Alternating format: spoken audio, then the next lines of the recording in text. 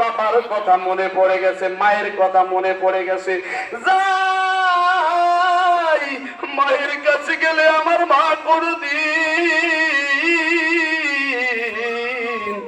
বাড়ি থেকে বের করবে না।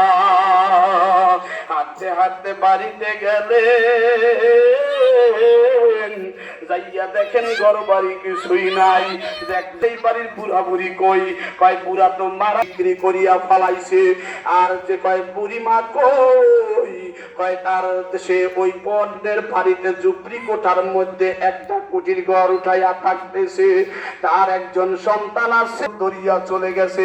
আমি যদি তারে পাইতাম দুই টুকরা করিয়া ফালাইতাম। সন্তানের পরিচয় দেন না। কয় কোন বাড়িতে থাকে, কয় ওই বাড়িতে থাকে। সন্তান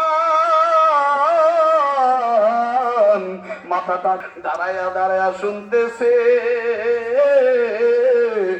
মা আল্লাহর কাছে সন্তান, আমার স্বামী মারা গেছে, আমার স্বামীরে অন্য মানুষে কবরে রাখছে।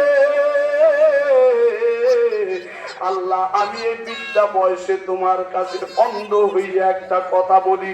আল্লাহ, স্বামী হারাইলাম, সম্পদ হারাইলাম, আমার একটা মাত্র সন্তান বেঁচে আছে না মারা গেছে জানি না। আল্লাহ, যদি বেঁচে থাকে আমার সন্তানটারে তুমি আমার কাছে ফেরত দাও। কারণ আমার মরার পর অন্য মানুষ যেন আমাকে দরিয়া কবরে না রাখে, আমারও সন্তান যেন আমাকে দইরা কবরে রাখে। আল্লাহ, তুমি আমার সন্তানকে ফিরাইয়া দাও। এই বুড়া বয়সে এই বুড়ির কথাটা একটু রাখো গো আল্লাহ। যেই সন্তানের জন্য কানতে কানতে চক্ষু দুইটা অন্ধ হইয়া গেছে, আল্লাহ তুমি এই অবাগিনীর কথা কি রাখবা না?